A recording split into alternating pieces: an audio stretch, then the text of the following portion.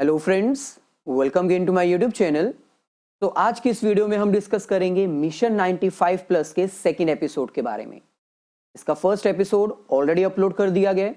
अगर किसी भी स्टूडेंट ने वो मिस किया है तो लिंक डिस्क्रिप्शन में गिवन है, आप जब मर्जी उसको देख सकते हैं। स्टार्ट करने से पहले आपसे रिक्वेस्ट है कि इन सभी एपिसोड्स को अपने फ्रेंड सर्कल में जरूर शेयर करिए ताकि कुछ बेनिफिट उनका हो जाए और कुछ बेनिफिट मेरा हो जाए। तो चलिए सेकंड एपिसोड को स्टार्ट करते हैं। देखिए, फर्स्ट एपिसोड में ये वो टॉपिक्स हैं जो हमने कवर किए थे। बेसिकली मिशन 95 प्लस को हमने कैश फ्लो स्टेटमेंट से स्टार्ट किया है, यानी लास्ट चैप्टर से स्टार्ट किया है। कैश फ्लो स्टेटमेंट के बारे में जितने भी बेसिक कॉन्सेप्ट्स है वो सारे आपको एक्सप्लेन कर दिए गए हैं एपिसोड 1 में। फर्स्ट एपिसोड में हमने ये डिस्कस किया था कि कैश फ्लो स्टेटमेंट होता क्या है, एक बिजनेस में कैश का इनफ्लो और आउटफ्लो किन किन एक्टिविटीज से हो सकता है, ऑपरेटिंग, इन्वेस्टिंग एंड फाइनेंसिंग। तो उसकी क्लासिफिकेशन भी हमने की और हमने विद एग्जांपल ये भी अंडरस्टैंड किया कि किसको ऑपरेटिंग एक्टिविटी बोलते हैं, कौन सी इन्वेस्टिंग एक्टिविटी होती है और कौन सी फाइनेंसिंग एक्टिविटीज होती हैं। इनको डिफरेंशिएट करना इसलिए इंपॉर्टेंट है क्योंकि जब आप कैश फ्लो स्टेटमेंट बनाओगे ना, तब आपको पार्ट्स में बनानी पड़ेगी। पहला पार्ट होगा ऑपरेटिंग एक्टिविटी का, सेकेंड इन्वेस्टिंग एक्टिविटी का और थर्ड होगा फाइनेंसिंग एक्टिविटीज का। तो जितना भी बिजनेस में कैश इनफ्लो और आउटफ्लो होता है वो आपको सीक्वेंस वाइज प्रिपेयर करना होगा।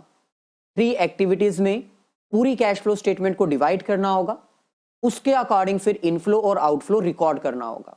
तो इसीलिए ऑपरेटिंग, इन्वेस्टिंग और फाइनेंसिंग का डिफरेंस आपको पता होना चाहिए, जो कि ऑलरेडी एक्सप्लेन कर दिया गया। देन हमने ये अंडरस्टैंड किया कि कैश फ्लो स्टेटमेंट बनाई क्यों जाती है। 11th में अगर कैश बुक हम कर चुके हैं तो कैश फ्लो स्टेटमेंट हम क्यों कर रहे हैं, इनका डिफरेंस विद प्रैक्टिकल क्वेश्चंस। तो यहां तक हमारा सारा कॉन्सेप्ट हो चुका है। आज हमें कैश फ्लो स्टेटमेंट के फर्स्ट पार्ट से स्टार्ट करना है। और जैसे कि अभी आपको बताया, फर्स्ट पार्ट क्या होता है हमारे पास, cash flow from operating activity. So आज के इस लेक्चर में, आज के इस एपिसोड में हम ये टॉपिक्स कवर करने वाले हैं। Cash flow from operating activity. Indirect method use करेंगे क्योंकि डायरेक्ट मेथड तो सिलेबस में है नहीं। Indirect method, cash flow from operating activities के बहुत सारे पार्ट्स हैं। Cash flow from operating activity को कैलकुलेट करने के लिए आपको 5 स्टेप्स फॉलो करने पड़ते हैं। उसमें से सबसे पहला और सबसे जरूरी पार्ट, फर्स्ट स्टेप, वो हम करने वाले हैं, calculation of net profit before tax and extra ordinary items. तो चलिए स्टार्ट करते हैं। सबसे पहले आपको बता दें कि एग्जाम में, सिलेबस में आपका डायरेक्ट और इनडायरेक्ट मेथड, दोनों में से इनडायरेक्ट मेथड ही आएगा क्योंकि सिलेबस में इनडायरेक्ट मेथड ही है। तो फर्स्ट ऑफ ऑल बेसिक में आपको ये कह रहे हैं कि कैश फ्लो स्टेटमेंट जो होती है ना, वो बेसिकली 3 हिस्सों में बंटी होती है। उनको 3 पार्ट्स में डिवाइड किया जाता है, जिसमें पहला पार्ट क्या आता है, cash flow from operating activity. Second आता है cash flow from investing activity और थर्ड हमारे पास आता है cash flow from financing activities. इन तीनों को सोल्व करने के लिए हमारे पास 2 मेथड्स हैं, डायरेक्ट मेथड और इनडायरेक्ट मेथड। एग्जाम में आपको इनडायरेक्ट मेथड से क्वेश्चन आएगा तो हम यही सॉल्व करेंगे डायरेक्टली, डायरेक्ट मेथड करने की जरूरत नहीं है। अब डायरेक्ट और इनडायरेक्ट मेथड में डिफरेंस क्या है, देखिए नेम से ही पता चल रहा है। डायरेक्ट मेथड, डायरेक्ट मेथड मतलब एक ऐसा मेथड जिसमें आपको directly cash flow from operating, investing और फाइनेंसिंग कैलकुलेट कर लेनी है। आपको डाटा दिया जाएगा, इंफॉर्मेशन दिया जाएगा, उसमें से आपने छांटना होगा कि कौन सी ऑपरेटिंग वाली है, कौन सी इन्वेस्टिंग वाली है, कौन सी फाइनेंसिंग वाली है। जैसे जैसे छांटते जाओगे, जैसे जैसे निकालते जाओगे, उसके अकॉर्डिंग आपकी कैश फ्लो स्टेटमेंट बनती जाएगी।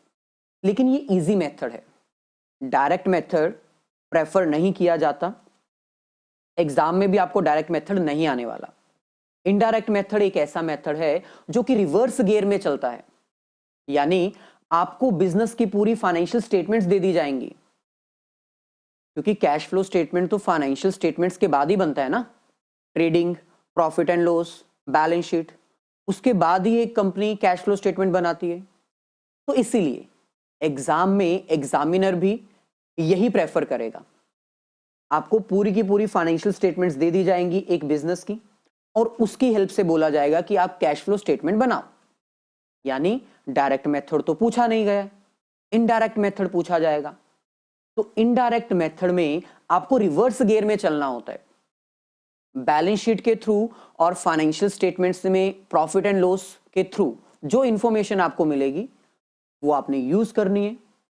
उसमें से ऑपरेटिंग, इन्वेस्टिंग और फाइनेंसिंग एक्टिविटी फाइंड आउट करके कैश फ्लो स्टेटमेंट बनानी है। इसका मतलब इनडायरेक्ट मेथड ही प्रेफरेबल है, क्योंकि एग्जाम में वही आने वाला है।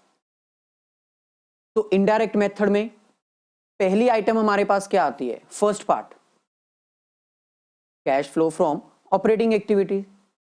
तो आज हम इसी को स्टार्ट करेंगे। ऑपरेटिंग एक्टिविटी आपको ऑलरेडी एक्सप्लेन कर दिया गया, बिजनेस की वो एक्टिविटीज जो परफॉर्म की जाती हैं बिजनेस को ऑपरेट करने के लिए। अगर ये परफॉर्म ना हो बिजनेस में तो बिजनेस ऑपरेशनल माना ही नहीं जाता, ये माना जाएगा कि बिजनेस बंद है। फॉर एग्जाम्पल क्लोक मैन्युफैक्चरिंग, अगर आपका बिजनेस क्लोक को मैन्युफैक्चर करने का है तो ये आपकी ऑपरेटिंग एक्टिविटी है। अगर आप क्लोक मैन्युफैक्चर नहीं कर रहे मतलब बिजनेस पूरा का पूरा बंद पड़ा हुआ है। तो ऑपरेटिंग एक्टिविटी बिजनेस की वो रेवेन्यू जनरेटिंग एक्टिविटीज होती हैं जिसको परफॉर्म करके बिजनेस प्रॉफिट अर्न करता है, जिसके कारण एक बिजनेस ऑपरेट हो रहा है, जिसके कारण एक बिजनेस इस्टेब्लिश किया गया है। आपका बिजनेस क्लोक मैन्युफैक्चर करने के लिए इस्टेब्लिश किया गया है, तो वो आपकी ऑपरेटिंग एक्टिविटी है। चलिए, सो ये आपको ऑलरेडी एक्सप्लेन कर दिया गया है ऑपरेटिंग एक्टिविटी होता क्या है। अब क्योंकि हम इनडायरेक्ट मेथड से स्टार्ट करने वाले हैं तो पहले तो हमें यह पता होना चाहिए कि इनडायरेक्ट मेथड होता क्या है। देखिए, इनडायरेक्ट मेथड ये एक ऐसा मेथड है जिसके through cash flow statement prepare की जाती है। और कैश फ्लो स्टेटमेंट में फर्स्ट पार्ट हमारे पास क्या आता है? Cash flow from operating activity. तो आज हम इसी से स्टार्ट करेंगे। ऑपरेटिंग एक्टिविटी में आपको 4 स्टेप्स फॉलो करने होंगे, जिसमें से आज हम पहला और सबसे इंपॉर्टेंट स्टेप कवर करेंगे, determining net profit before tax and extraordinary item. आपको इनडायरेक्ट मेथड में ना रिवर्स गियर में चलना होगा। बैलेंस शीट से या फिर फाइनेंशियल स्टेटमेंट्स में जो प्रॉफिट एंड लॉस होता है उसके थ्रू आपको सबसे पहले नेट प्रॉफिट फाइंड आउट करना होगा। कौन सा? Before tax and before extraordinary item. पहला स्टेप ये है। देन उसके बाद जो आपने नेट प्रॉफिट फाइंड आउट किया, जिसमें अब टैक्स चार्ज नहीं है और एक्स्ट्रा ऑर्डिनरी आइटम भी इंक्लूडेड नहीं है, उसमें अब सेकंड क्या करना होगा आपको? सेकंड स्टेप, अब आपको ऑपरेटिंग प्रॉफिट फाइंड आउट करना होगा before working capital changes. Third number पे आपको ऑपरेटिंग प्रॉफिट फाइंड आउट करना होगा आफ्टर वर्किंग कैपिटल चेंजेस। और लास्ट में आपको एक्स्ट्रा ऑर्डिनरी आइटम्स का ट्रीटमेंट करके cash flow from operating activity find out करना होगा। तो ये थोड़ा लेंथी प्रोसेस है, 4 स्टेप्स। इसलिए हमने आज इस लेक्चर में, इस एपिसोड में फर्स्ट स्टेप जो सबसे इंपॉर्टेंट है वो कैसे कैलकुलेट किया जाए न्यूमेरिकल की हेल्प से डिफाइन करेंगे। तो पहला स्टेप देखते हैं, दिस वन, जिसमें हमें फाइंड आउट करना होगा फाइनेंशियल स्टेटमेंट्स की हेल्प से। फाइनेंशियल स्टेटमेंट्स आपको दी जाएंगी, उसकी हेल्प से आपको नेट प्रॉफिट बिफोर टैक्स और before extraordinary item calculate करने को बोला जाएगा। ये शॉर्ट में भी आ सकता है क्वेश्चन, शॉर्ट में भी आ सकता है और लॉन्ग में तो ये है ही है। चलिए, तो फर्स्ट स्टेप को हम बिल्कुल डिटेल में एनालाइज करने वाले हैं, अंडरस्टैंड करने वाले हैं। अगर वीडियो अच्छी लगी है तो प्लीज अभी इसको लाइक कर दीजिए और अपने फ्रेंड सर्कल में इसको शेयर कर दीजिए। चलिए, तो जैसे कि मैंने आपको बताया, कैश फ्लो स्टेटमेंट में आपका फर्स्ट स्टेप क्या होगा? Determine net profit before tax and extraordinary item. मतलब सबसे पहले आपको जो भी स्टेटमेंट दी जाएगी, जो भी डाटा दिया जाएगा, उसकी हेल्प से सबसे पहले आपको net profit before tax, before extraordinary item calculate करना होगा। यहां पर हमें कहा गया है under this step we need to find out net profit of the business. सबसे पहले हमें ढूंढना होगा कि नेट प्रॉफिट है कहां पर, क्योंकि नेट प्रॉफिट मिलेगा तभी हम उसमें एडजस्टमेंट्स कर पाएंगे, यानी टैक्स वगैरह और एक्स्ट्राऑर्डिनरी आइटम्स का ट्रीटमेंट तभी करेंगे ना जब हमारे पास नेट प्रॉफिट आएगा। तो जो भी आपको स्टेटमेंट दी जाएगी सबसे पहले आपने काम क्या करना है, उसमें नेट प्रॉफिट ढूंढना है कहां पर है। अच्छा, as net profit is the base through which we can go back to the operating profit of the business. Net profit क्यों चाहिए भला? सिंपल है ना, नेट प्रॉफिट के थ्रू हम बिजनेस के ऑपरेटिंग प्रॉफिट तक वापस जाएंगे। 11th क्लास में आपने किया हुआ है, सबसे पहले ग्रोस प्रॉफिट फाइंड आउट किया जाता है ट्रेडिंग अकाउंट में, फिर ऑपरेटिंग प्रॉफिट आता है, फिर नेट प्रॉफिट आता है। तो जैसे कि मैंने अभी आपको बताया, अब आपको रिवर्स गियर में जाना है। रिवर्स गियर का मतलब नेट प्रॉफिट दिया होगा आपको, नेट प्रॉफिट्स के थ्रू आपको ऑपरेटिंग प्रॉफिट पे जाना है, ऑपरेटिंग प्रॉफिट के थ्रू आपको ऑपरेटिंग कैश का इनफ्लो और आउटफ्लो दोनों पता चल जाएगा। तो ये रिवर्स गियर है। तो फर्स्ट सजेशन क्या है मेरी, पहले आपने पूरे क्वेश्चन में देखना है कि नेट प्रॉफिट कहां पर दिया हुआ है, क्योंकि नेट प्रॉफिट को आप एज अ बेस यूज करोगे क्वेश्चन को फर्दर सॉल्व करने के लिए, ऑपरेटिंग प्रॉफिट कैलकुलेट करने के लिए। ठीक है, रिवर्स गियर में जाना है। अच्छा, लेकिन आपको यह पता होना चाहिए कि एग्जाम में स्टूडेंट्स को कंफ्यूज करने के लिए नेट प्रॉफिट जो है ना वो अलग नेम से दिया जा सकता है। मतलब दो अलग तरह के नेट प्रॉफिट आपको देखने के लिए मिल सकते हैं एग्जाम में। मतलब एग्जाम में आएगा तो कोई एक ही, लेकिन दोनों का ट्रीटमेंट अलग होगा। देखिए, पहला या तो आपको दिया होगा statement of profit and loss as profit, या तो आपको प्रॉफिट दिया होगा। ये वो प्रॉफिट है जिसमें से आपने अभी किसी को डिविडेंड नहीं दिया, शेयर होल्डर्स को डिविडेंड देना होता है। तो अगर ये प्रॉफिट दिया हुआ है, आपको लिखा हुआ है नेट प्रॉफिट बिफोर टैक्स, या फिर लिखा हुआ है नेट प्रॉफिट आफ्टर टैक्स, या फिर दिया हुआ है net profit in statement of profit and loss, ऐसा लिखा हुआ है, तो उस केस में समझ जाना कि ये वो प्रॉफिट है जिसमें से अभी डिविडेंड नहीं दिया, कुछ भी कहीं ट्रांसफर नहीं किया, ना ही इंटरिम डिविडेंड दिया है, ना ही प्रोविजन फॉर टैक्स चार्ज किया है, मतलब कोई एक्स्ट्रा आइटम अभी इसमें से माइनस नहीं की है, ये वो प्रॉफिट है।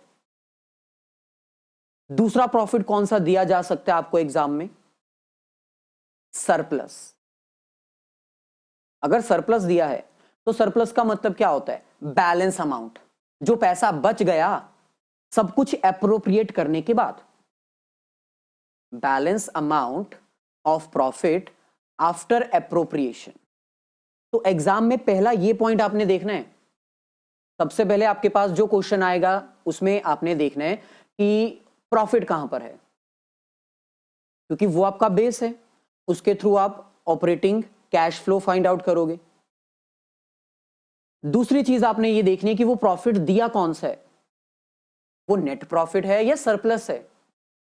अगर नेट प्रॉफिट है तो समझ लेना कि अभी उसमें से कुछ भी डिडक्ट नहीं हुआ है, वो नॉर्मल नेट प्रॉफिट है, लेकिन अभी उसमें से कोई एप्रोप्रिएशन नहीं की गई है, ना ही डिविडेंड डिक्लेयर हुआ है, ना ही इंटरिम डिविडेंड माइनस है, ना ही प्रोविजन फॉर टैक्स का ट्रीटमेंट किया गया है, ना ही कोई ट्रांसफर हुई है, नॉर्मल प्रॉफिट दिया हुआ है आपको।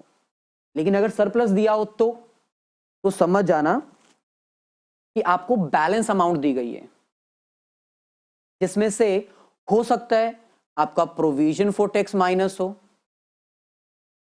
सकता है डिविडेंड भी माइनस हो सकता है इंटरिम डिविडेंड भी माइनस हो, क्योंकि आपको रिवर्स गियर में जाना है ना, तो इसलिए ये दोनों चीजें आपको पता होनी चाहिए, फर्स्ट और सेकंड।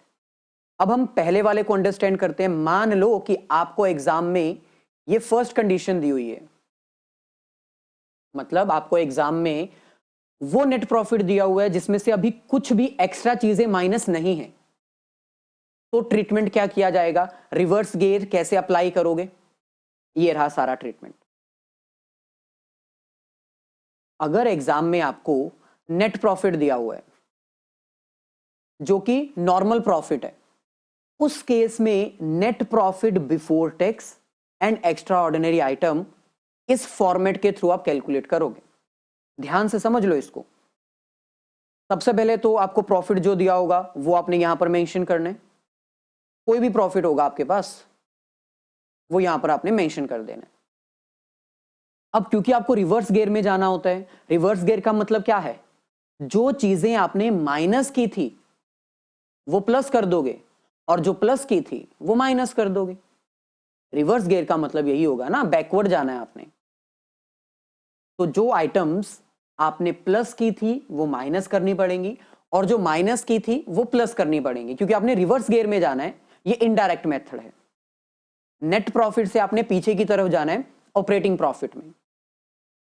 तो आपको वो नेट प्रॉफिट दिया हुआ है जिसमें से प्रोविजन फॉर टैक्स माइनस नहीं है, क्योंकि अभी एप्रोप्रिएशन हुई ही नहीं ना। आपको ऐसा प्रॉफिट दिया हुआ है जिसमें से कोई एप्रोप्रिएशन हुई ही नहीं है। फर्स्ट केस कर रहे हैं ना, तो इसमें अभी कोई भी एप्रोप्रिएशन नहीं हुई है, ना ही डिविडेंड, ना ही इंटरिम डिविडेंड, ना ही प्रोविजन फॉर टैक्स। जब कुछ माइनस ही नहीं हुआ है तो क्या प्लस करोगे, नहीं जरूरत है। अगर माइनस ही नहीं हुआ तो प्लस क्यों करोगे। तो बस इतना याद रखना कि अगर एग्जाम में आपको नेट प्रॉफिट दिया हुआ है, statement of profit and loss का, जिसमें से अभी कुछ भी एप्रोप्रिएट नहीं किया गया, कुछ भी डिडक्ट नहीं किया गया, नॉर्मल प्रॉफिट दिया हुआ है, तो उस केस में आपने ये दोनों आइटम्स ही प्लस करनी है बस। एक, provision for income tax made during the year. अगर provision for tax during the year minus है तो वो प्लस कर दोगे। लेकिन अगर आपको बताया हुआ है कि नेट प्रॉफिट बिफोर टैक्स, तो नहीं करना प्लस। अगर पहले ही आपको बिफोर टैक्स दिया हुआ है तब इसको छेड़ना भी मत। तो ये दो चीजें आपने प्लस करनी है। Provision for tax made during the year, अगर माइनस किया है तो प्लस कर दोगे, क्योंकि रिवर्स गियर में वापस जाना है आपने। और अगर आपको कोई एक्स्ट्रा ऑर्डिनरी लॉस हुआ है, लॉस नुकसान हुआ है, तो वो प्लस कर दोगे। सर लॉसेस को तो माइनस करते हैं, अरे भाई हम रिवर्स गियर में जा रहे हैं ना, तो लॉस को ऑब्वियसली माइनस करते हैं, लेकिन अब हम रिवर्स गियर में जा रहे हैं, प्लस कर देंगे। हमें पीछे की तरफ जाना है, ऑपरेटिंग प्रॉफिट की तरफ, तो प्लस कर देंगे। सर एक्स्ट्रा ऑर्डिनरी लॉस क्या होता है, ऐसा लॉस जो बिजनेस का नॉर्मल लॉस नहीं है, यानी फैक्ट्री में आग लग गई, नुकसान हो गया, अर्थक्वेक, नुकसान हो गया, बारिश आ गई, फ्लड आ गया, नुकसान हो गया, तो ये एक्स्ट्रा ऑर्डिनरी लॉस है, इसको प्लस कर देंगे। तो पहली चीज माइंड में क्लियर। सेकंड, अब माइनस क्या करना है आपने। कई बार क्या होता है, आप गवर्नमेंट को ज्यादा टैक्स दे देते हो, तो गवर्नमेंट फिर आपको टैक्स रिफंड कर देती है, पैसा वापस भेज देती है, ये माइनस करोगे। टैक्स रिफंड जो है वो आपको माइनस करना है। और एक्स्ट्रा ऑर्डिनरी कई बार प्रॉफिट भी हो जाता है, यानी एबनॉर्मल प्रॉफिट। मान लो आपका लॉस हुआ, आग लग गई फैक्ट्री में, 20,000 का लॉस हो गया, आपने इंश्योरेंस करवा रखी थी, इंश्योरेंस कंपनी ने आपको 20,000 पे कर दिया, तो ये आपका प्रॉफिट नहीं है, बिजनेस का प्रॉफिट नहीं है, ये एक्स्ट्रा ऑर्डिनरी प्रॉफिट है। तो प्रॉफिट को हम माइनस करेंगे क्योंकि हमने रिवर्स गियर में जाना है। तो ये पहला पॉइंट है जिसको अब मैं क्लब करके दोबारा एक्सप्लेन कर रहा हूं, ध्यान से अंडरस्टैंड कर लीजिए।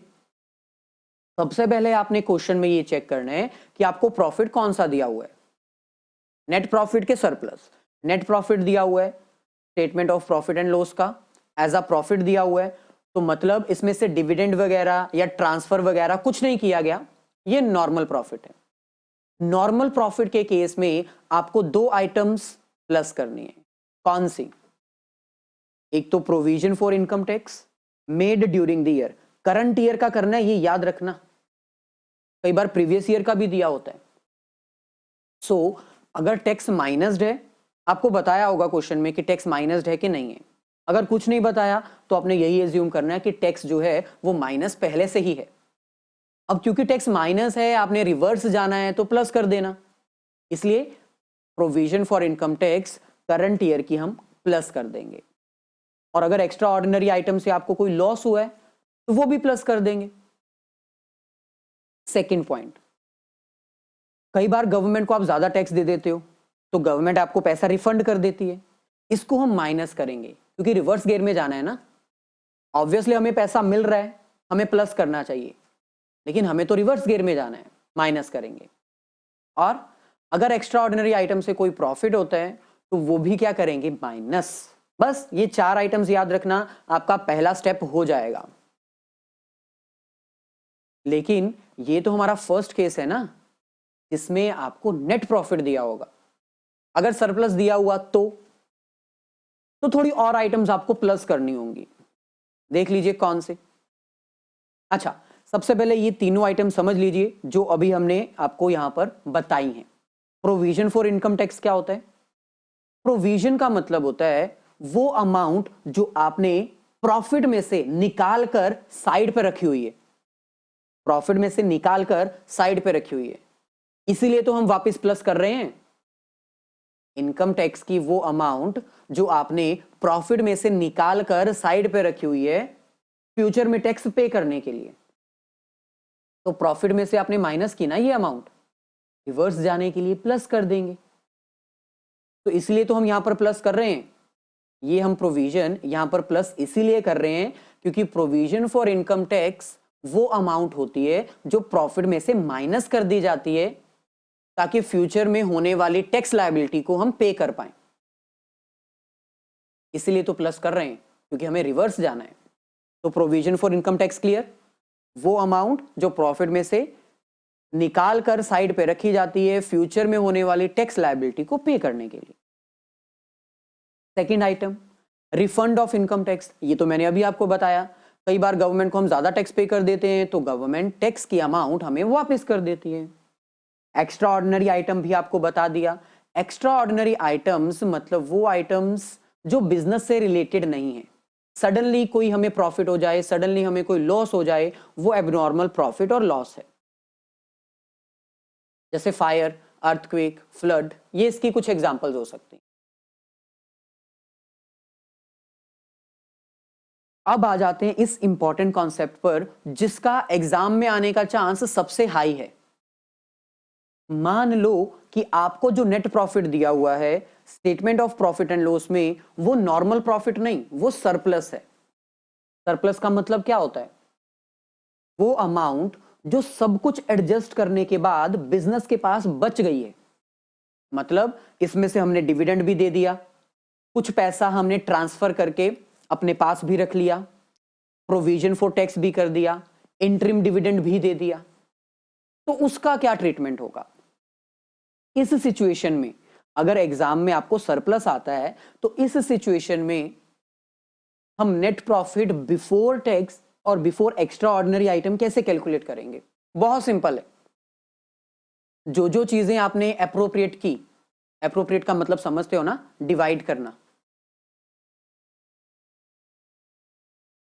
जो जो चीजें आपने डिवाइड की हैं, मान लो आपका प्रॉफिट हुआ 2 लाख, उसमें से आपने 20,000 डिविडेंड दिया, 10,000 आपने रिजर्व करके रख लिया, ट्रांसफर कर दिया, कुछ बचा लिया पैसा, कुछ प्रोविजन रख दी टैक्स की, तो जो भी आपने माइनस किया वो वापस से प्लस कर दो क्योंकि हमें रिवर्स जाना है।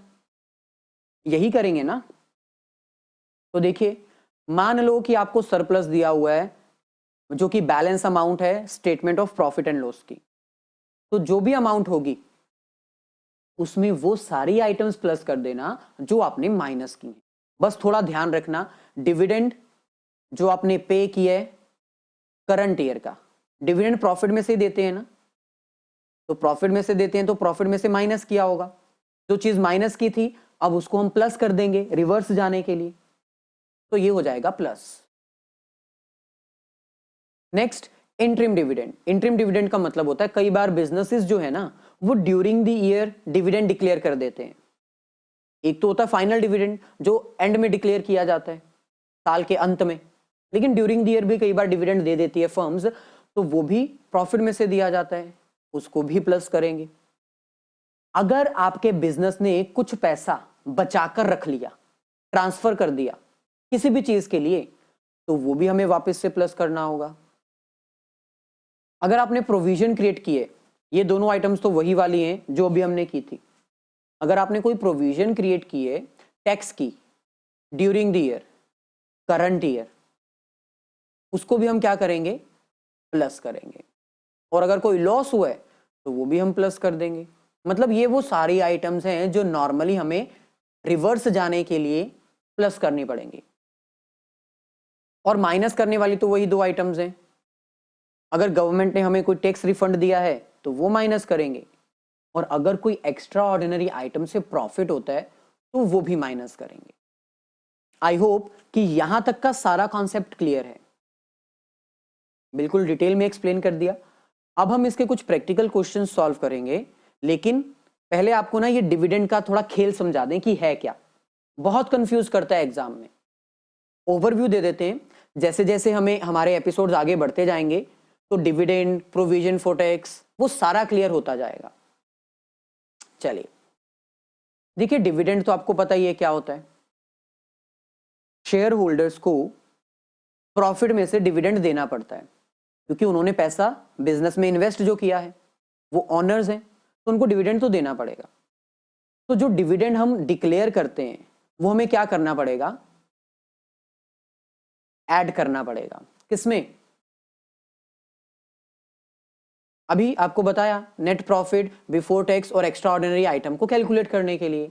लेकिन एक्चुअल में ये है कौन सी एक्टिविटी, डिविडेंड देना फाइनेंसिंग एक्टिविटी है ना। मान लो कि मैंने आपको शेयर्स इशू किए, आपने शेयर्स परचेज किए, बदले में मेरे को पैसा मिला है, यानी मैं फाइनेंस कर रहा हूं ना अपने बिजनेस के लिए, बदले में मैं आपको डिविडेंड भी दूंगा, तो ये फाइनेंसिंग एक्टिविटी ही तो है। डिविडेंड जो पेड है वो आएगा फाइनेंसिंग एक्टिविटी में, लेकिन क्योंकि हमने ये प्रॉफिट में से माइनस किया है, ऑपरेटिंग एक्टिविटी कैलकुलेट करने के लिए ये हमें वापस से ऐड करना पड़ता है। ये पॉइंट आपको समझ आ जाना चाहिए। दोबारा बता रहा हूं, डिविडेंड पेड जो है वो एक्चुअल में होती तो फाइनेंसिंग एक्टिविटी है, क्योंकि जो भी डिविडेंड दिया जाएगा फाइनेंसिंग एक्टिविटी कहलाएगा। लेकिन हम इसको ऑपरेटिंग एक्टिविटी कैलकुलेट करने के लिए प्लस इसलिए कर रहे हैं क्योंकि डिविडेंड डिक्लेयर जो है वो प्रॉफिट में से किया जाता है, प्रॉफिट में से हमने माइनस किया होगा, तो अब हम रिवर्स जाने के लिए प्लस कर देंगे। यही तो है इनडायरेक्ट मेथड की कैलकुलेशन, कि आपको रिवर्स जाना है।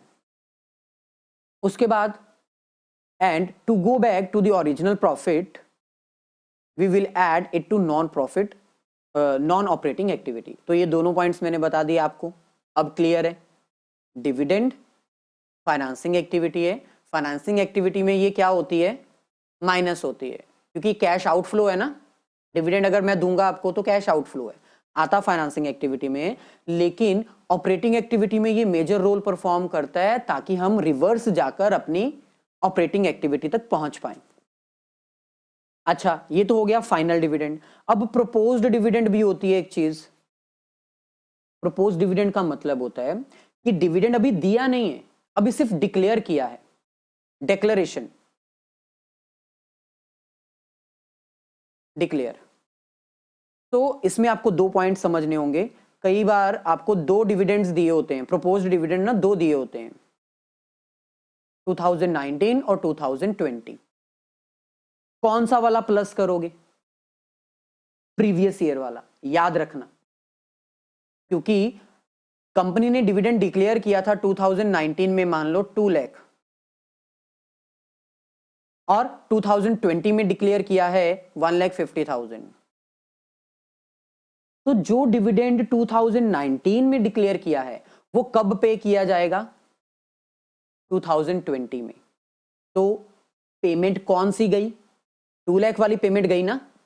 कैश आउटफ्लो कितना हुआ, 2 लाख, प्रॉफिट में से माइनस कितना हुआ, 2 लाख। तो अगर प्रॉफिट में से 2 लाख माइनस हुआ है तो 2 लाख ही तो प्लस करेंगे ना, क्योंकि कंपनी प्रीवियस ईयर का डिक्लेयर्ड डिविडेंड करंट ईयर में पे करती है। तो प्रॉफिट में से 2 लाख माइनस हुआ है, रिवर्स जाने के लिए हम 1,50,000 नहीं 2 लाख प्लस करेंगे।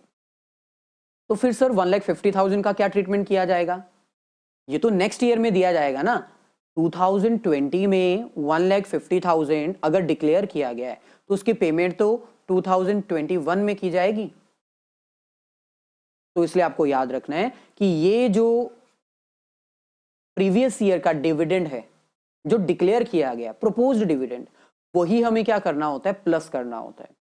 तो फिर सर ये करंट का कोई ट्रीटमेंट होगा इस वाले का? नहीं, इसका कोई ट्रीटमेंट नहीं करना, क्योंकि ये अभी पे नहीं किया है, ना ही ये इनफ्लो है ना ही ये आउटफ्लो है, कुछ इसका ट्रीटमेंट नहीं करना। सिमिलरली एक और डिविडेंड हमारे पास आता है इंटरिम डिविडेंड, ये भी मैंने आपको बता दिया। जो dividend during the year running period में डिक्लेयर किया जाता है उसको हम इंटरिम डिविडेंड बोलते हैं। ये भी प्रॉफिट में से माइनस किया जाता है, तो इसको भी हम प्लस कर देंगे रिवर्स जाने के लिए। तो डिविडेंड का सारा पॉइंट क्लियर। तीन तरह के मेन डिविडेंड है, एक फाइनल डिविडेंड जिसको हम प्रोपोज्ड डिविडेंड भी बोलते हैं कई बार, दोनों का ट्रीटमेंट मैंने बता दिया। Then interim dividend. अब हम इसका एक प्रैक्टिकल कर लेते हैं और अंडरस्टैंड करते हैं। From the following information for the year ended 31 March 2020, year को ध्यान रखना, इसके अकॉर्डिंग आपको पता चलेगा कि करंट ईयर का डिविडेंड कौन सा है और प्रीवियस ईयर का कौन सा है। Calculate net profit before tax and extraordinary item. Cash flow statement का फर्स्ट स्टेप आपके पास आता है cash flow from operating activity. Cash flow from operating activity में फर्स्ट स्टेप आता है to calculate net profit before tax and extraordinary item. तो वही आज हम कर रहे हैं। क्वेश्चन आपके सामने, सबसे पहले आपको यह देखना होगा कि क्वेश्चन में नेट प्रॉफिट कौन सा दिया हुआ है। ध्यान से देखिए यहां पर क्या लिखा है, surplus. Surplus balance in the statement of profit and loss. Sir ये तो दो बार दिया हुआ है, कौन सा लेंगे? भाई दोनों का डिफरेंस लेना है आपने।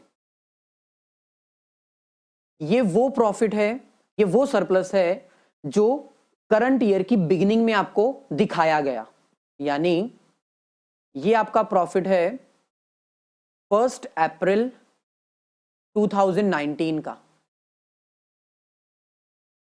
ओपनिंग में आपके पास लॉस था, ब्रैकेट में दिया हुआ है ना, ये लॉस है। साल के अंत तक आपने बहुत अच्छा काम किया और आपको प्रॉफिट हो गया। ये देखो ये कौन सा है, 31 मार्च 2020 का ये प्रॉफिट है। तो ऐसा आपने क्या किया कि लॉस से प्रॉफिट में आ गए। पहले आप 2 लाख के लॉस में थे, अब आप 5,40,000 के प्रॉफिट में आ गए। तो कितना प्रॉफिट कमाया? करंट ईयर का आपको चाहिए ना, तो करंट ईयर का प्रॉफिट कितना है? सिंपल है, माइनस कर दीजिए current year minus previous year. Current year का कितना है? यहां पर आपको शो हो रहा है ना 5,40,000, माइनस कर दीजिए प्रीवियस ईयर जो कि 2 लाख है माइनस में, यानी लॉस है। तो ये क्या हो जाएगा, माइनस माइनस प्लस।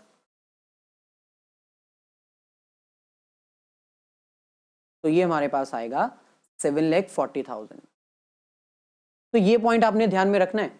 आपको 2 इयर्स का डाटा अगर गिवन होगा तो आपने डिफरेंस लेना है प्रीवियस ईयर और करंट ईयर का, तभी तो आपको पता चलेगा ना कि करंट ईयर का प्रॉफिट कितना हुआ।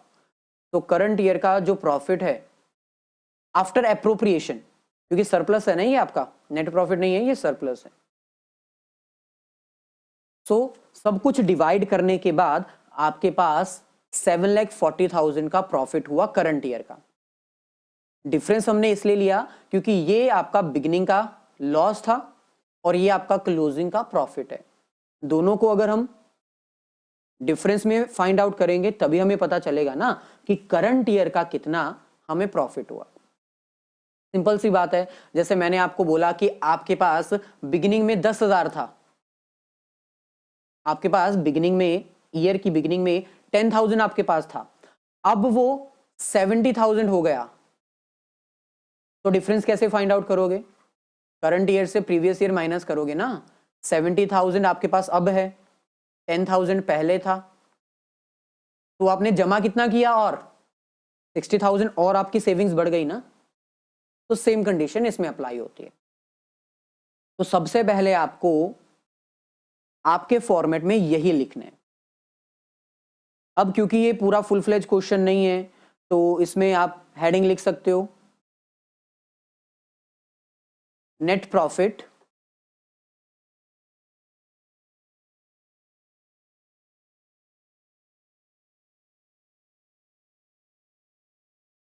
Before tax and extra ordinary items, ये आप कैलकुलेट कर रहे हो। ठीक है, सो यहां पर हमारे पास आ जाएगा पर्टिकुलर्स,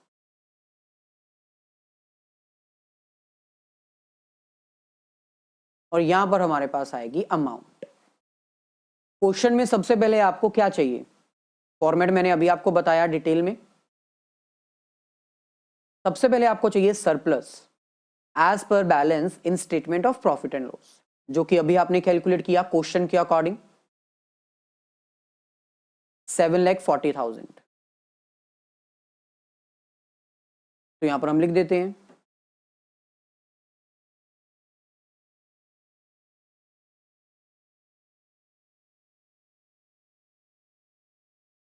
7,40,000।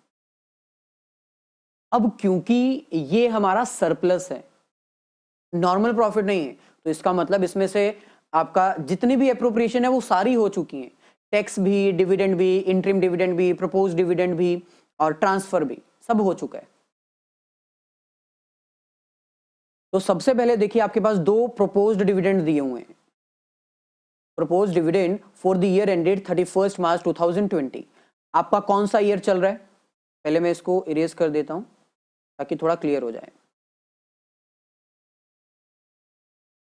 चलिए अब देखिए आपका यहां पर कौन सा ईयर चल रहा है, 2020, और ये प्रपोज डिविडेंड भी 2020 का है, यानी ये तो करंट ईयर का है, मतलब ये डिक्लेयर्ड है, अभी पे नहीं किया है। पे कौन सा किया है, दिस वन। आपको प्रपोज्ड डिविडेंड कौन सा प्लस करना होता है, प्रीवियस ईयर का, तो इसको आप प्लस कर दोगे 2,10,000, है ना, प्लस प्रपोज्ड डिविडेंड 2019, ये आ जाएगा 2,10,000। बहुत ही नॉर्मल क्वेश्चन है ये तो। अभी जैसे जैसे हमारा आगे बढ़ेगा एपिसोड, उसके अकॉर्डिंग फिर आपको थोड़े डिफिकल्ट क्वेश्चंस भी मिलेंगे। नेक्स्ट, अच्छा इसका तो कुछ नहीं करना, मैंने आपको बता दिया। प्रपोज्ड डिविडेंड जो करंट ईयर का होता है उसका कुछ नहीं करना आपने। नेक्स्ट आपके पास आता है transfer to workman compensation reserve. आपने अपने प्रॉफिट में से 1,50,000 ट्रांसफर कर दिया वर्कमैन कंपनसेशन रिजर्व में, तो प्रॉफिट में से माइनस किया होगा, रिवर्स जाने के लिए इसको भी प्लस कर देंगे, तो plus transfer to workman compensation reserve 1,50,000। और लास्ट हमारे पास है provision for tax made during the current year. अच्छा अब ये बात ध्यान रखना कि जो प्रोविजन फॉर टैक्स होता है वो कौन सा हम प्लस करते हैं, करंट ईयर का, जबकि प्रपोज्ड डिविडेंड प्रीवियस ईयर का होता है। इसमें कंफ्यूज नहीं हो जाना, provision for tax current year का प्लस करेंगे 2,30,000।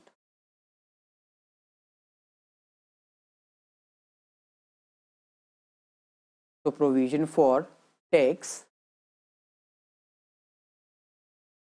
2,30,000। तो बस सारी ट्रीटमेंट्स हमने कर दी और कोई ट्रीटमेंट हमारे पास बची नहीं। अब इसका आंसर फाइंड आउट कर लेते हैं, क्या आएगा, 7,40,000, 2,10,000, 1,50,000 एंड 2,30,000। तो 13,30,000 आपका फाइनल आंसर है।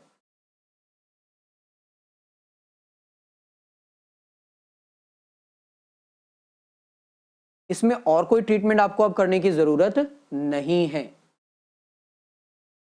क्योंकि और कोई इंफॉर्मेशन हमें गिवन ही नहीं है। तो सबसे पहले हमने सरप्लस का एडजस्टमेंट किया, current year minus previous year, तो 5,40,000 दिया हुआ था, माइनस माइनस प्लस हो गया तो 7,40,000 बन गया। ऐसे ही अब एक और क्वेश्चन हमारे पास है, लेकिन वो क्वेश्चन करने से पहले अब थोड़ा टैक्स का ट्रीटमेंट भी बता दें। ये मैंने अभी आपको बताया ध्यान से सुन लीजिए, टैक्स पेड अलग चीज होती है, प्रोविजन फॉर टैक्स अलग चीज होती है। टैक्स पेड का मतलब होता है वो पैसा जो आप टैक्स के रूप में दे चुके हो गवर्नमेंट को, और प्रोविजन फॉर टैक्स का मतलब होता है कि अभी आपने टैक्स दिया नहीं है, अभी आपने खाली प्रोविजन क्रिएट की है, आपने सिर्फ प्रॉफिट में से पैसा निकाल के साइड पे रखा है क्योंकि आपको पता है फ्यूचर में आपको टैक्स देना है। तो बहुत सारे बिजनेस ऑर्गेनाइजेशंस ऐसा करती हैं, मैक्सिमम सभी करती हैं। आपको पता है कि आपने फ्यूचर में टैक्स देना है, तो आप प्रॉफिट में से अपना कुछ अमाउंट अलग करके रख लोगे, क्योंकि वो आपको पता है कि टैक्स जो है वो कंपल्सरी लायबिलिटी है, आपको पे करनी ही करनी है। तो इसलिए बहुत सारी ऑर्गेनाइजेशंस अपने प्रॉफिट में से टैक्स को निकाल कर प्रोविजन समझ के साइड पे रख देती हैं। तो दोनों में डिफरेंस है। टैक्स पेड जो होता है वो ऑपरेटिंग एक्टिविटी मानी जाती है, और इस एक्टिविटी को हम बिल्कुल लास्ट में, जब लास्ट स्टेप हमारे पास आता है ना ऑपरेटिंग एक्टिविटी का, उसमें से माइनस करते हैं। यानी आज जो हम स्टेप कर रहे हैं ऑपरेटिंग एक्टिविटी का फर्स्ट स्टेप, उसमें टैक्स पेड का कोई ट्रीटमेंट नहीं होगा, कोई ट्रीटमेंट करने की जरूरत नहीं है, क्योंकि वो ऑपरेटिंग एक्टिविटी ही है और लास्ट में ट्रीट की जाती है। दूसरी तरफ हमारे पास आता है प्रोविजन फॉर टैक्स। दो तरह के होते हैं, करंट ईयर और प्रीवियस ईयर। जो करंट ईयर का है वो क्या किया जाएगा, ऐड कर दिया जाएगा, क्योंकि प्रोविजन हम टैक्स, जो टैक्स है प्रोविजन जो है वो हम प्रॉफिट में से क्रिएट करते हैं ना, प्रॉफिट में से माइनस करते हैं, वापस जाने के लिए, रिवर्स जाने के लिए प्लस कर देंगे, ठीक है। और जो प्रीवियस ईयर की प्रोविजन है हम उसको ट्रीट करते हैं टैक्स पेड, ठीक है, इसको हम टैक्स पेड ट्रीट करते हैं। कई बार क्वेश्चन में क्या होता है ना, आपको टैक्स पेड नहीं दिया जाता, टैक्स पेड नहीं दिया हुआ, आपको बस दो चीजें दी हुई हैं, करंट ईयर की प्रोविजन, प्रीवियस ईयर की प्रोविजन।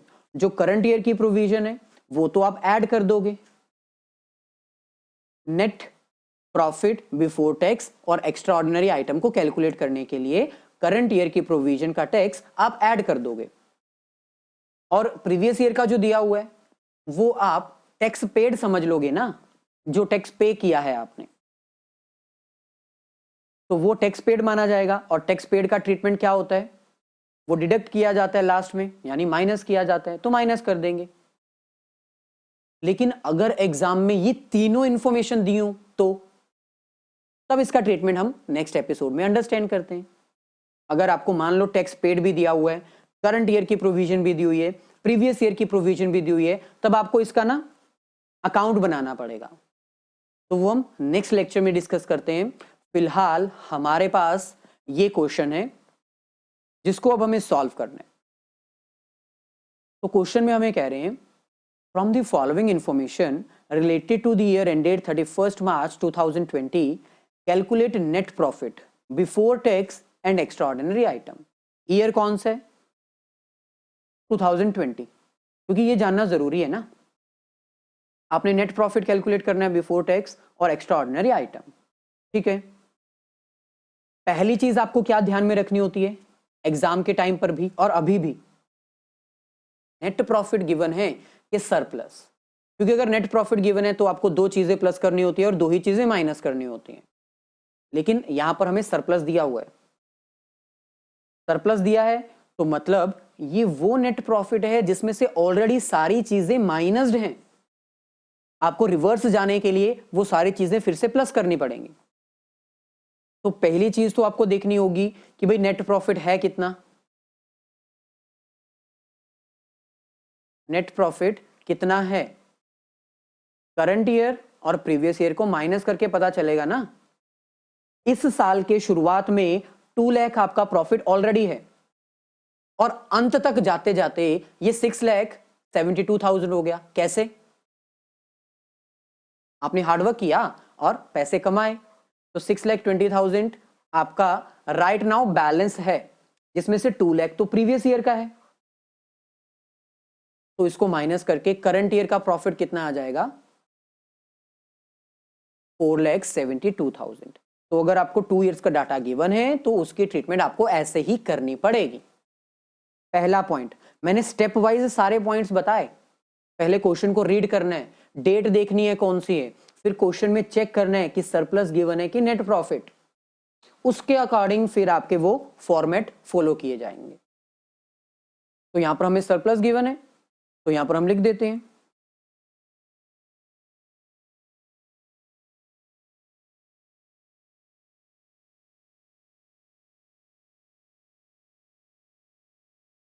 तो net profit before tax and extraordinary item, particular and amount. सबसे पहले हमें यहां पर सरप्लस मेंशन करना होता है जो कि अभी हमने कैलकुलेट किया, दैट इज 4,72,000। इसके बाद आपको वो सारी आइटम्स प्लस करनी है जो आप इसमें से अप्रोप्रिएट कर चुके हो, यानी वो सारी आइटम्स जो आप ऑलरेडी माइनस कर चुके हो। चलिए देखते हैं कहां से स्टार्ट करना है हमें। कोई प्रॉपर प्रोसीजर फॉलो करने की जरूरत नहीं है, पहले डिविडेंड ही प्लस करना है। जो आइटम दी हुई है आप उसको कर सकते हो। जैसे सबसे पहले आपको यहां पर ट्रांसफर दिया हुआ है, आपने अपने प्रॉफिट में से 2 लाख ट्रांसफर कर दिया डिबेंचर रिडेम्पशन रिजर्व में, प्लस कर दो, रिवर्स जाना है हमने 2 लाख। तो यहां पर आप लिखोगे ऐड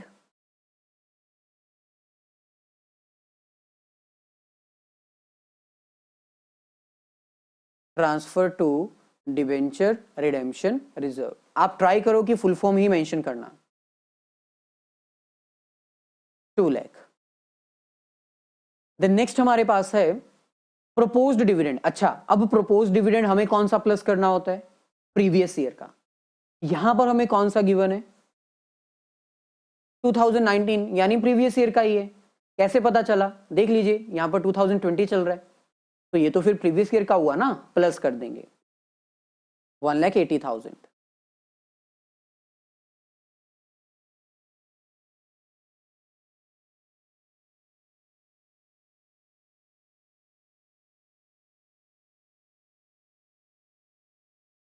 चलिए ये भी हो गया। Next interim dividend. Interim dividend जो हम पे करते हैं ड्यूरिंग द ईयर, वो भी हमें प्लस करना होगा 1,44,000।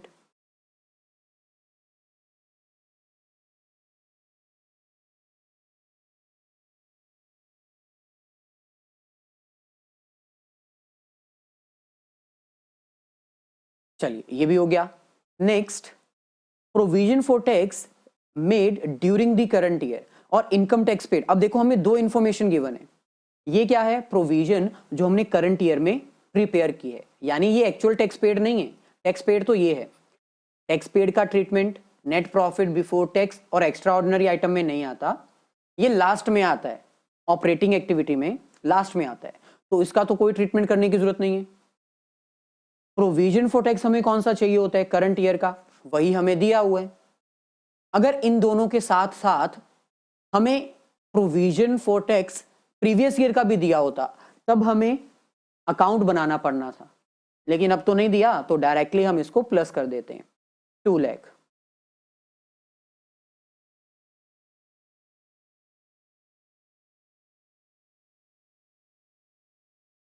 चलिए सो बाकी सारे ट्रीटमेंट्स हम कर चुके हैं। अब फाइनली इसका आंसर फाइंड आउट कर लेते हैं। 4,72,000 प्लस 2 लाख प्लस 80,000, 1,80,000, 1,44,000 और लास्ट हमारे पास है 2 लाख, यानी इसका आंसर आएगा 11,96,000।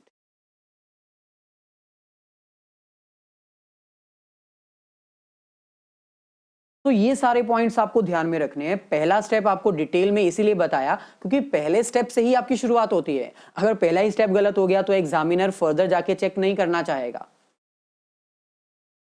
चलिए ऐसे ही एक और क्वेश्चन हमारे पास है, ये आपके प्रैक्टिस के लिए है, हम इसको एक बार अंडरस्टैंड कर लेते हैं। क्वेश्चन में हमें डेट वगैरह कुछ गिवन नहीं है। नेट प्रॉफिट बिफोर टैक्स और एक्स्ट्रा ऑर्डिनरी आइटम कैलकुलेट करने के लिए बोला गया है। ये क्वेश्चन आप सबने सॉल्व करना है और कमेंट करके इसका आंसर बताना है। जिसका आंसर सही होगा उसको मेरी तरफ से एक हार्ट डोनेट किया जाएगा, मतलब हार्ट दिया जाएगा उसके कमेंट पर, तो पता चल जाएगा किसका सही है। तो बस एक बार हिंट दे देते हैं। ये सरप्लस है जिसका डिफरेंस लेना होता है। ये आपको डिविडेंड दिया हुआ है प्रीवियस ईयर का, interim dividend, transfer to reserve जो प्रॉफिट में से आप ट्रांसफर कर देते हो, प्रोविजन फॉर टैक्स दिया हुआ है करंट ईयर का, टैक्स रिफंड भी दिया हुआ है इस बार, और टैक्स रिफंड को क्या करना होता है, प्लस करना होता है, नहीं माइनस करना होता है। याद रहेगा ना, क्योंकि टैक्स रिफंड पैसा जो हमें वापस मिल जाता है गवर्नमेंट की तरफ से, नॉर्मली हमें प्लस करना होता है, लेकिन इस सिचुएशन में तो हमें रिवर्स जाना है ना, तो माइनस करेंगे, भूलना नहीं है। देन इसके बाद loss of inventory due to fire. अब हमें यहां पर एक्स्ट्रा ऑर्डिनरी आइटम भी दी हुई है, लॉस प्लस करना है क्योंकि ऑपोजिट जा रहे हैं, और इंश्योरेंस क्लेम हमें मिला है यानी प्रॉफिट है। हमारी आग लगने के कारण स्टॉक खराब हो गया 1 लाख का, लॉस है, प्लस करेंगे क्योंकि रिवर्स जाना है, और इंश्योरेंस कंपनी ने हमें 50,000 भी दे दिया, प्रॉफिट है, एक्स्ट्रा ऑर्डिनरी प्रॉफिट है, तो क्या करेंगे, माइनस। तो इसका आंसर देखते हैं आप क्या कमेंट करके बताते हो। जो भी कमेंट करके बताता है उसको मेरी तरफ से एक हार्ट दिया जाएगा। तो चलिए यहां पर हमारे जो सारे कॉन्सेप्ट्स है वो कवर हो जाते हैं। तो वीडियो अगर अच्छी लगी तो प्लीज मेरी वीडियो को अपने फ्रेंड्स के साथ शेयर जरूर करिए, और ऐसे ही नेक्स्ट एपिसोड्स के लिए वेट करते रहिए, लाइक करते रहिए, और अगर कोई क्वेश्चन है तो कमेंट करके पूछ सकते हैं। आई होप कि आपने टेलीग्राम ग्रुप जो है वो हमारा ज्वाइन कर लिया होगा। फ्रेंड सर्कल्स का एक ग्रुप है जहां पर आप अपने फ्रेंड्स के साथ क्वेश्चंस डिस्कस कर सकते हैं। चलिए।